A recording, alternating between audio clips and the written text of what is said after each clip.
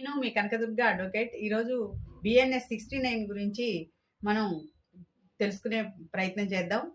ఈ రోజుల్లో అబ్బాయిలు అమ్మాయిలతో ఫ్రెండ్షిప్, లవ్ పేరుతోటి చక్కగా ఎంజాయ్ చేస్తున్నారు. వాళ్ళ మధ్య మనీ ట్రాన్సాక్షన్స్ కూడా జరుగుతున్నాయి. రాంగ్ ప్రామిసెస్ చేస్తున్నారు. ఫాల్స్ ప్రామిస్ చేసి వాళ్ళని లోబర్చుకొని వాళ్ళని ఎంజాయ్ చేసిన తర్వాత నేను పెళ్లి చేసుకోను, నీకు నాకు ఎలాంటి రిలేషన్ లేదు అని చెప్పడం జరుగుతుంది. దాని ద్వారా ఆడపిల్లలు వెళ్ళి పిఎస్లో కంప్లైంట్ ఇవ్వడం, కేసు ఫైల్ చేయడం, ఆ తర్వాత వీళ్ళని రిమాండ్ చేసి జైలుకి పంపించడం జరుగుతుంది. బెయిల్ రావడం అనేది చాలా కష్టంగా ఉంది. కాబట్టి 69 ఏం చెప్తుంది అంటే 10 years పనిష్మెంట్ విత్ ఫైన్.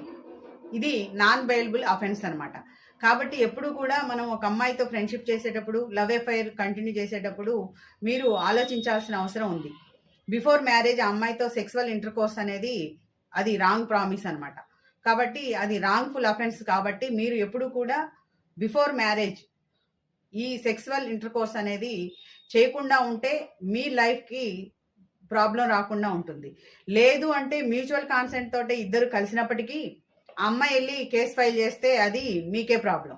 కాబట్టి ఎటు తిరిగి కూడా మన పెద్దవాళ్ళు చెప్తుంటారు, ముళ్ళొచ్చి ఆకు మీద పడ్డా, ఆకొచ్చి ముళ్ళు మీద పడ్డా ఆకుకే ప్రమాదం అని. కానీ ఇక్కడ ఏంటంటే అమ్మాయి తనంతట తను మీతో ఫ్రెండ్షిప్ చేసినా, మీరెళ్ళి ఆ అమ్మాయితో ఫ్రెండ్షిప్ చేసినా అది మీకే ప్రాబ్లం అవుతుంది.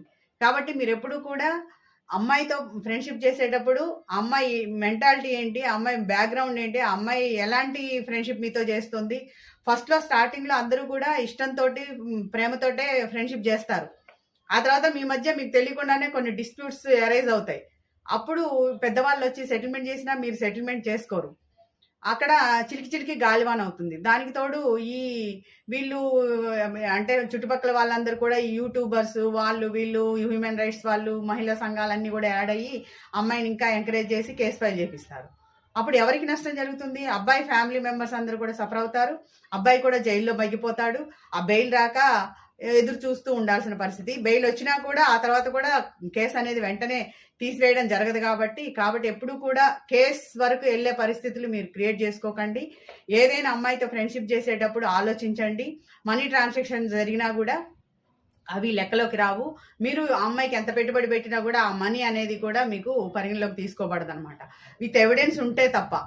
కాబట్టి ఎవిడెన్స్ అన్ని కూడా మనం ఎప్పుడు కూడా ఒక అఫెన్స్ జరుగుద్ది, కేసు అవుతుంది, మన మధ్య గొడవలు అవుతాయి అని చెప్పి ప్రతిదీ కూడా మనం కేర్ఫుల్గా ఉండం. కాబట్టి ఆలోచించాల్సిన అవసరం మీ లైఫ్కి మీరు జాగ్రత్తగా ఉండాలి. ఎట్ ది సేమ్ టైం అమ్మాయిలకు కూడా ఇది వర్తిస్తుంది. అమ్మాయిలు కూడా విచ్చలవిడిగా తిరగడం అనేది మానేయాలి. అబ్బాయిలు ఫ్రెండ్షిప్ పేరుతోటి, లవ్ పేరుతోటి మోసం పోవడం, ఈ మధ్య లవ్ జిహాదీలని అవని ఇవని, ఎందుకు లవ్ జిహాదీలు చేసే పరిస్థితి మీరు ఎందుకు వస్తున్నారు? అలాంటి పరిస్థితికి మీరెందుకు వెళ్తున్నారు? ఇన్ని అఫెన్సెస్ జరుగుతున్నాయి కదా, సొసైటీ పొదుగుకులు మనం న్యూస్ చూస్తూనే ఉన్నాం కదా. మన జాగ్రత్తలు మనం ఉండకపోతే ఎవడైనా మనల్ని మోసం చేస్తాడు. ఎఫ్బీలో కానీ, ట్విట్టర్లో కానీ, ఇన్స్టాలో కానీ ఎవరైనా మనం వాళ్ళకి మెసేజ్ చేశారంటే దానికి రిప్లై ఇస్తేనే కదా మళ్ళీ నెక్స్ట్ రిప్లై వచ్చేది. కాబట్టి మీరందరూ కూడా జాగ్రత్తగా ఉండాల్సిన అవసరం ఉంది. సెక్షన్ బిఎన్ఎస్ 69 చాలా వరకు మీకు ప్రాబ్లం క్రియేట్ అయ్యే సెక్షన్సే. అమ్మాయిలకి అనుకూలంగా ఉన్నాయి కదా అని అమ్మాయిలు మరీ పెట్టరేగిపోయి విచ్చలవిడిగా తిరగాల్సిన పని లేదు. జాగ్రత్తగా ఉండడానికి మీరు అందరూ కూడా ప్రయత్నం చేయండి. తస్మాత్ జాగ్రత్త. అబ్బాయిలకు మాత్రం ఇది చాలా ముక్కు బిండి మిమ్మల్ని జైల్లో పెట్టే పరిస్థితి ఉంది. కాబట్టి మీరు జాగ్రత్తగా ఉండండి. Thank you. నేను మీ కనకదుర్గ.